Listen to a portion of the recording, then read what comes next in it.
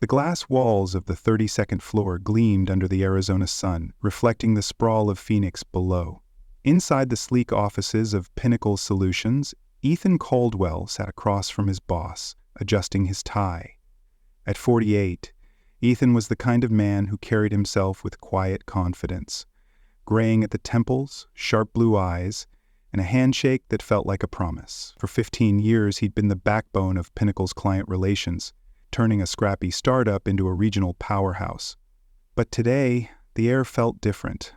The hum of the office was muted, and the man behind the desk, Parker Reynolds, wasn't making eye contact. Parker was 36, all sharp angles and ambition, with a tailored Navy suit that screamed new money.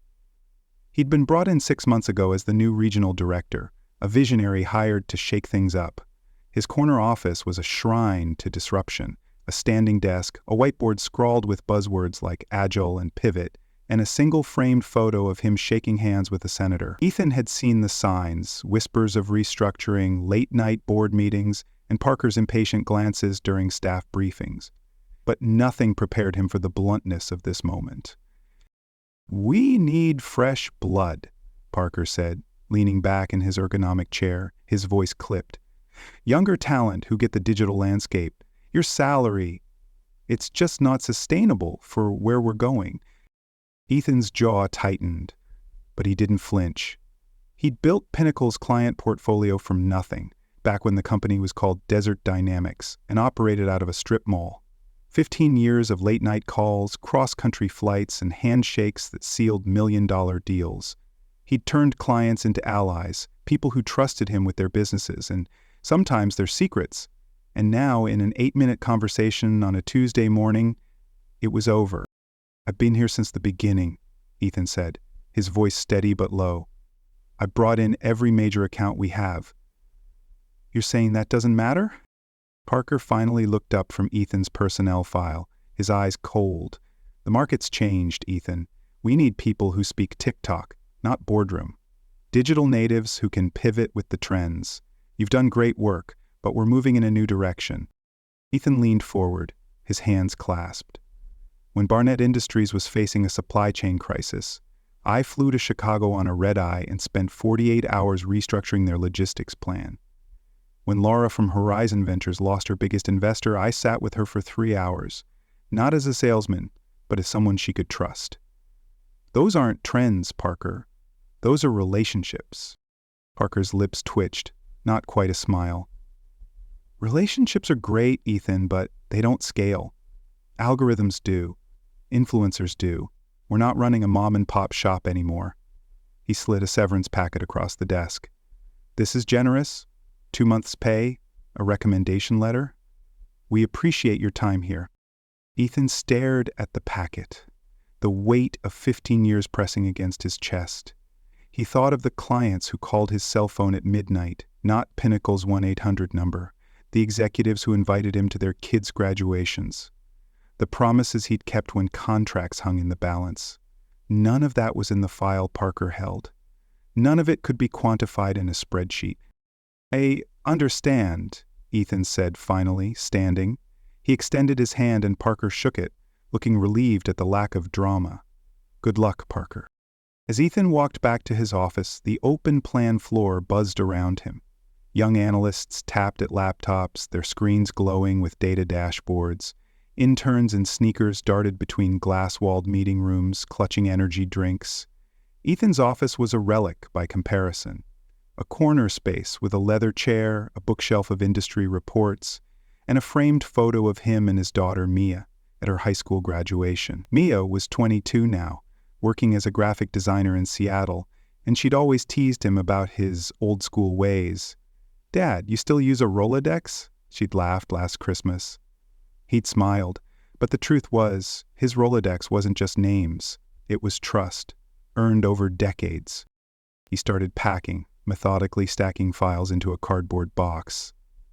A knock at the door interrupted him. It was Sarah, the head of accounts payable, who'd been with Pinnacle almost as long as he had. At 45, she had a no-nonsense demeanor and a knack for spotting corporate nonsense a mile away. "You okay?" she asked, leaning against the doorframe, her arms crossed. "I'm fine," Ethan said, and he meant it. He wasn't angry. Not yet.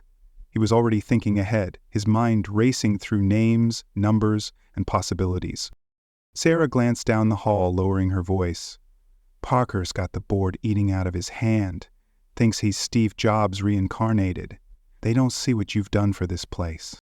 "Let them think what they want," Ethan said, taping the box shut. "They'll figure it out." Sarah raised an eyebrow. "You've got a plan, don't you?" Ethan just smiled, a glint in his eye. "I've got a few calls to make."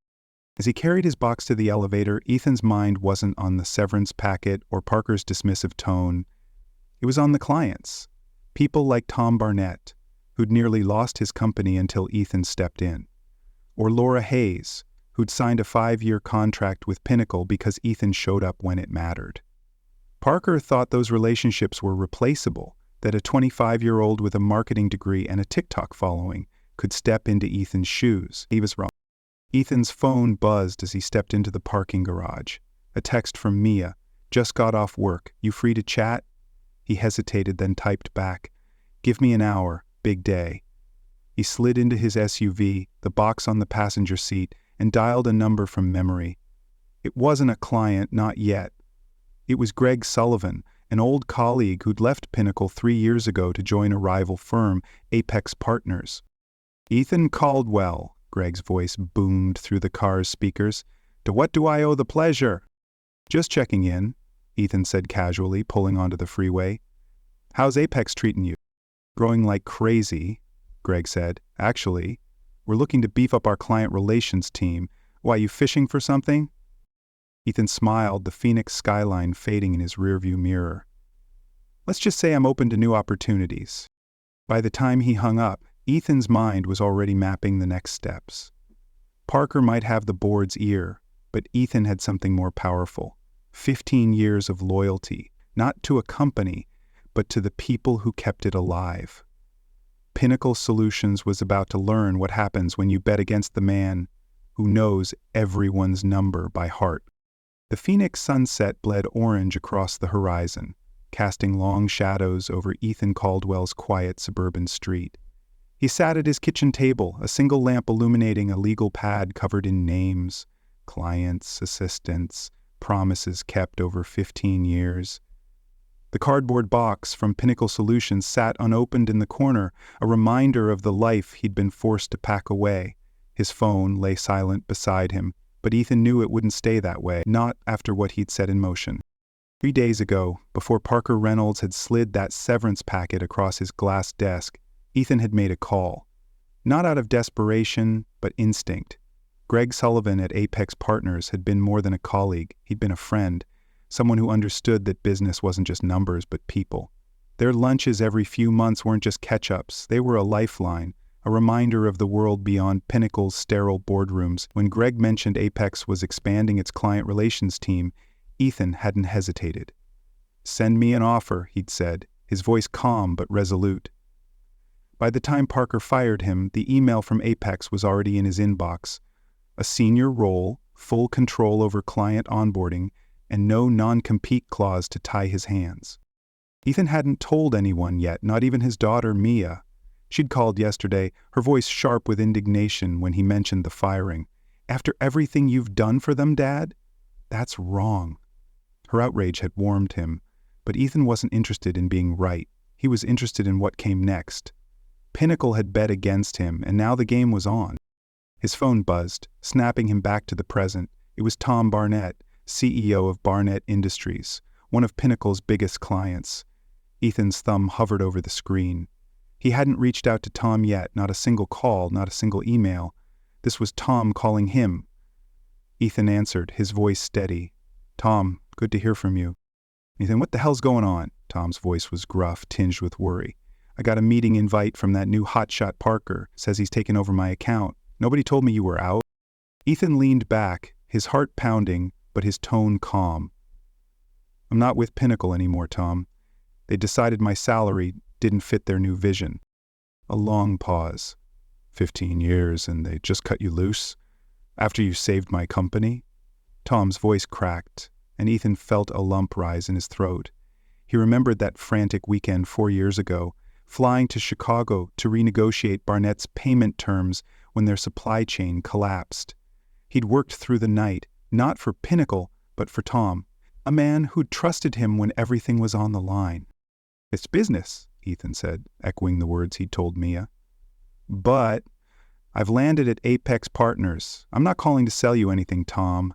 I just wanted you to know where I am." Another pause, heavier this time. "Send me the paperwork, Ethan. I'm not staying with some kid who thinks synergy's a personality trait. We follow you." Ethan closed his eyes, the weight of Tom's words settling over him. Not just loyalty, but trust. Hard-earned, unshakable.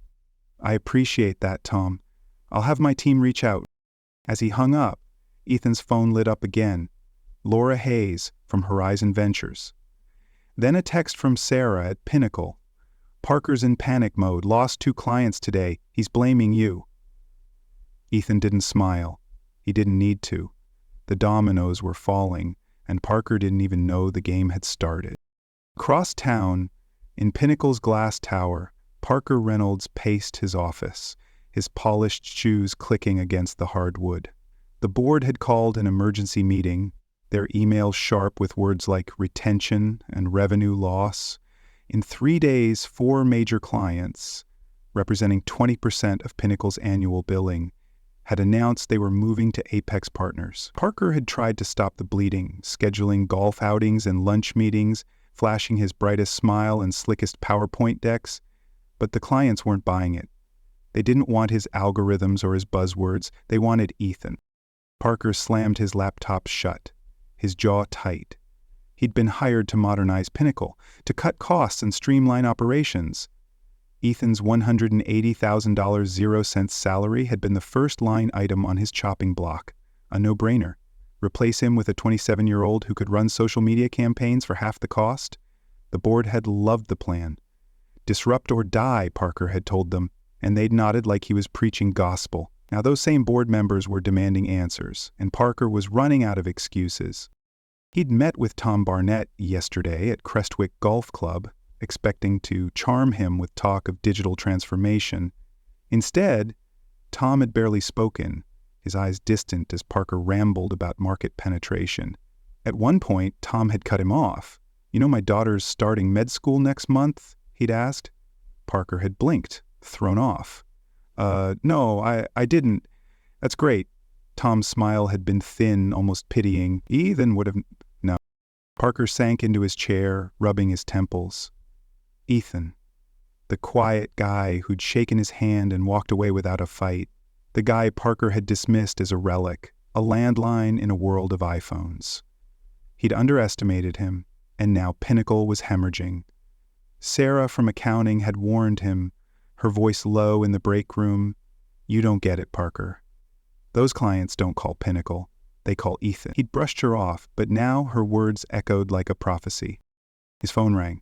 Another board member. Parker let it go to voicemail. He needed a plan, something to stop the bleeding before the next quarterly report. He opened Ethan's personnel file again, scanning for leverage. Non-solicitation clause? Maybe. Proprietary data? A long shot. Parker's eyes narrowed.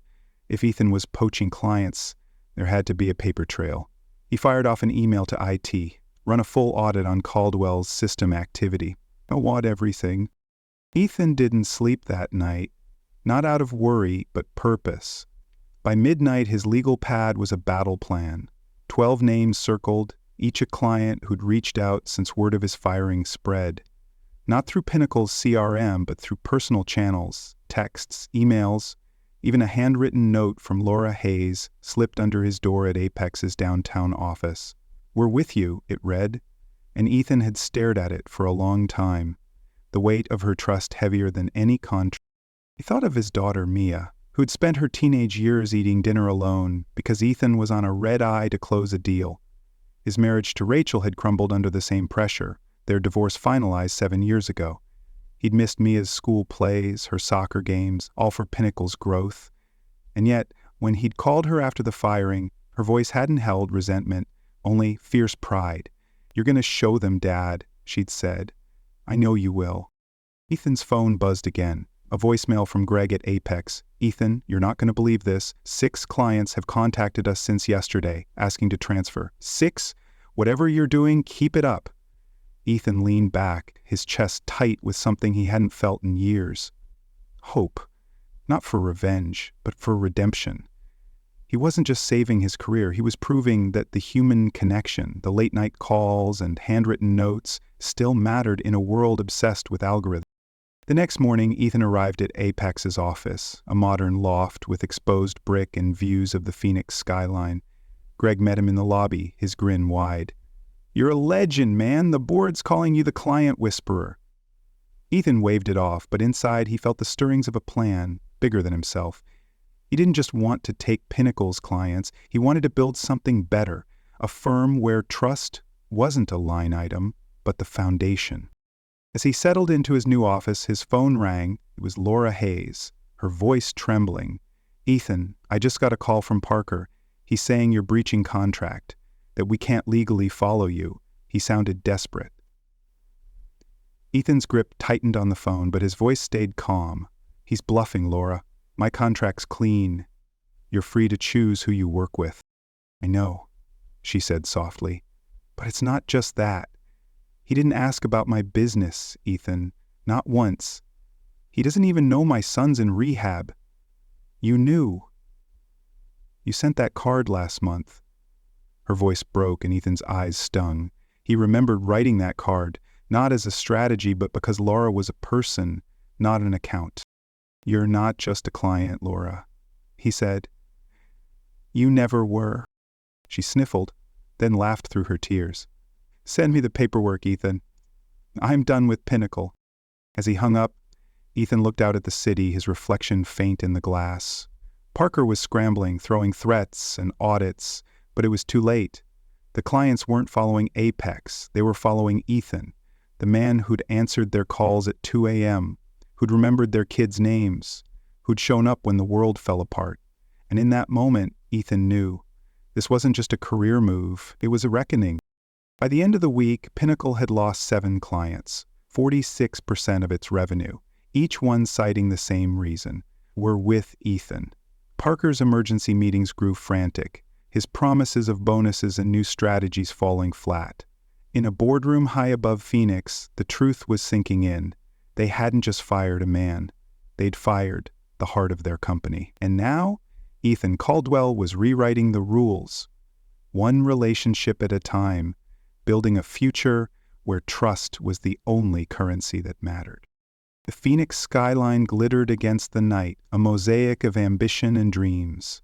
Inside Apex Partners' downtown loft, Ethan Caldwell stood at the window, his reflection sharp in the glass.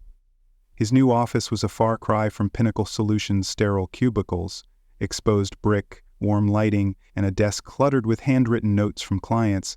But tonight, Ethan wasn't thinking about Apex. He was thinking about the chaos he'd left behind at Pinnacle and the opportunity it presented. His phone buzzed relentlessly, texts from clients, voicemails from Greg Sullivan, even a cryptic email from Pinnacle's former owner, Jack Thornton. The dominoes were falling faster than Ethan had expected, and he was ready to steer their collapse into something extraordinary.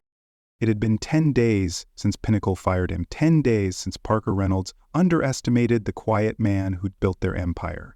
In that time, Ethan had brought 7 of Pinnacle's biggest clients, 46% of their revenue, to Apex. Not through slick pitches or corporate maneuvering, but through trust.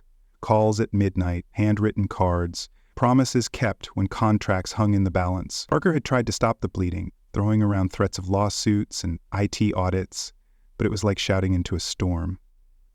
The clients didn't belong to Pinnacle. They belonged to Ethan. Yesterday, Ethan had met Parker at Copper Blues, a dimly lit bar downtown. Parker had walked in, his confident stride betrayed by the tension in his jaw. "What would it take to stop this client exodus?" he'd asked, sliding into the booth. "Name your price." Ethan had sipped his coffee, letting the silence stretch. "You still don't get it, Parker. This isn't about money, it's about people." Parker's face had hardened, his desperation spilling into threats. "If you keep poaching, we'll sue. You took proprietary data." Ethan's smile was calm, lethal. "I took nothing but relationships. Your IT audit will prove it. Parker had left in a hurry, his phone buzzing with another crisis, unaware that Ethan was already 3 moves ahead. Now, as Ethan sat at his desk, his legal pad was no longer a battle plan. It was a blueprint. He wasn't content to watch Pinnacle crumble. He wanted to build something better, something that honored the clients and the employees caught in Parker's reckless cost-cutting. An idea had taken root, bold and unorthodox, a partnership between Apex Partners and Pinnacle Solutions. Not a merger, not a takeover, but an alliance. Shared services, shared revenue, and a unified client relations team under Ethan's leadership.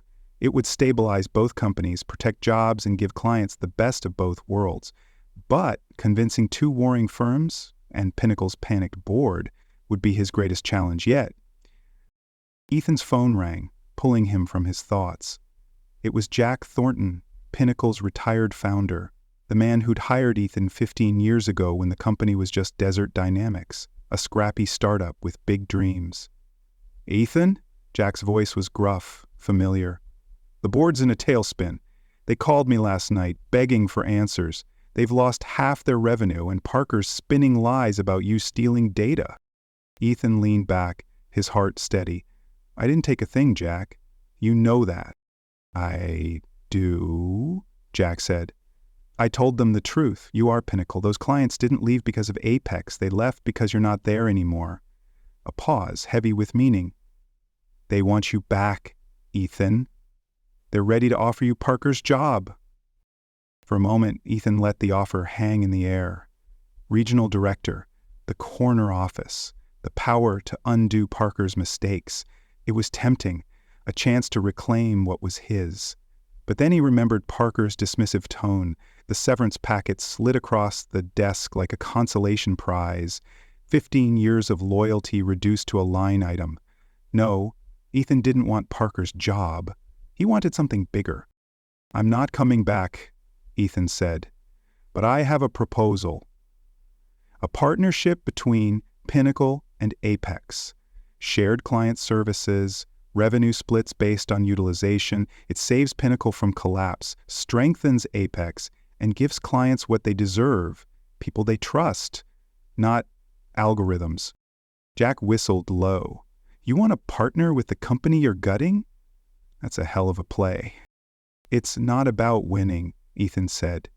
"It's about doing right by the clients and the people who've been loyal to both companies. Parker's restructuring would have gutted Pinnacle's staff next. This stops that." Jack was silent for a moment, then chuckled. "You always were the chess player. I'll take it to the board tomorrow, 9 a.m. Be ready." Ethan hung up, his pulse racing. He called Claire Morgan, Apex's CEO, and laid out the plan. Claire listened, her pen scratching notes across the line. "This is generous, Ethan," she said when he finished. "We could just wait for Pinnacle to implode and take the rest of their clients." "We could," Ethan agreed, "but that hurts good people. Accountants, assistants, the folks who've been with Pinnacle as long as I was. This way everyone wins. Clients get better service, employees keep their jobs, and we prove there's a better way to do business." Claire studied him through the video call, her eyes sharp. "This isn't about revenge, is it?" Ethan shook his head. "Revenge is a distraction. I'm building something that lasts."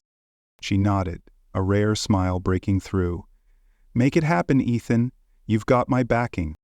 The next morning, Ethan arrived at Pinnacle's tower for the board meeting, his suit pressed, his demeanor calm. Jack met him in the lobby, his handshake firm. "They're scared," Jack whispered. "Parker's been dodging questions all week. This is your moment." The boardroom was a wall of glass and tension. 7 executives sat around the mahogany table, their faces grim. Parker stood at the head, his tie slightly askew, his usual swagger replaced by a nervous edge. He froze when Ethan walked in, his eyes narrowing. "What's he doing here?" Parker demanded. Jack stepped forward. "Ethan's here at our request. Sit down, Parker." Ethan took a seat, his gaze steady. The board chair, a silver-haired woman named Evelyn Ross, spoke first. Mr. Caldwell, we've lost 7 major clients in 10 days. Nearly half our revenue. We understand you're with Apex now, but we're prepared to offer you Mr. Reynolds' position to stabilize the situation. Murmurs rippled through the room. Parker's face went pale, his hands gripping the table. Ethan raised a hand, silencing the room. I appreciate the offer, but I'm not here for a job. I'm here to propose a partnership. He laid out the plan with precision. Apex and Pinnacle would share client services, splitting revenue based on usage. Clients would choose their primary provider but benefit from both firms' strengths. A unified client relations team led by Ethan would ensure continuity and trust. The room was silent, the weight of his words sinking in. Evelyn leaned forward. You're asking us to partner with the company that's taking our clients? I'm asking you to face reality, Ethan said, his voice firm but not unkind. At this rate, Pinnacle won't survive another month. This partnership saves your company, protects your employees, and gives clients what they want. Relationships, not spreadsheets. Parker slammed a hand on the table. This is a setup. He's been poaching our clients, breaching his contract. We have an IT audit proving... There's no proof, Ethan cut in, his tone like steel. Because I didn't take a single file, a single email. Those clients followed me because for 15 years I was there when they needed me. When Tom Barnett's company was collapsing, I flew to Chicago. When Laura Hayes' son was in rehab, I sent a card. You can't audit trust, Parker. The room fell silent. Parker's jaw worked, but no words came. Evelyn turned to him, her voice cold. Mr. Reynolds, your audit found nothing, correct? Parker hesitated, then nodded, his shoulders slumping. Yes. Then it's settled, Evelyn said. We'll vote on the partnership. She turned to Ethan. And you'd lead the joint client team? Ethan nodded. On one condition. No further layoffs. Your employees shouldn't pay for this mistake. Parker's face twisted, but before he could speak, Evelyn raised a hand. All in favor? Hands went up, one by one. The vote was unanimous. As the meeting ended, Jack clapped Ethan on the shoulder. You did it, kid. You saved them from themselves. Ethan didn't smile. His mind was already on the clients, the employees, the future he was building. He glanced at Parker, who stood frozen, his career unraveling in real time. You're done here, Reynolds, Evelyn said quietly. We'll expect your resignation by noon. Parker's eyes met Ethan's, a mix of fury and defeat. He stormed out, the glass door slamming behind him. Ethan felt no satisfaction, only resolve. This wasn't about revenge. It was about setting things right. That evening, Ethan stood in his kitchen, a glass of bourbon in hand. His phone buzzed with a text from Mia. Heard you're a legend, Dad. Call me. He smiled, warmth spreading through him. He'd call her soon, but first he opened his laptop and drafted an email to every client from both firms. No sales pitch, just the truth. A new partnership was coming, built on the relationships they'd trusted for years. By midnight, responses flooded in. Tom Barnett, you're a class act, Ethan. We're in. Laura Hayes, thank you for never forgetting us. Even Sarah from Pinnacle, who'd stayed late to whisper warnings. You saved us all. Drinks on me. Ethan closed his laptop, the weight of the past 2 weeks lifting. Parker was gone, a casualty of his own arrogance. Ethan was now the architect of a new era, leading the client teams of 2 companies, proving that business wasn't about cutting costs, it was about building trust. As he looked out at the Phoenix stars, he felt something rare. Peace. The fight wasn't over, but the foundation was set. Tomorrow, he'd start building a legacy that no spreadsheet could erase.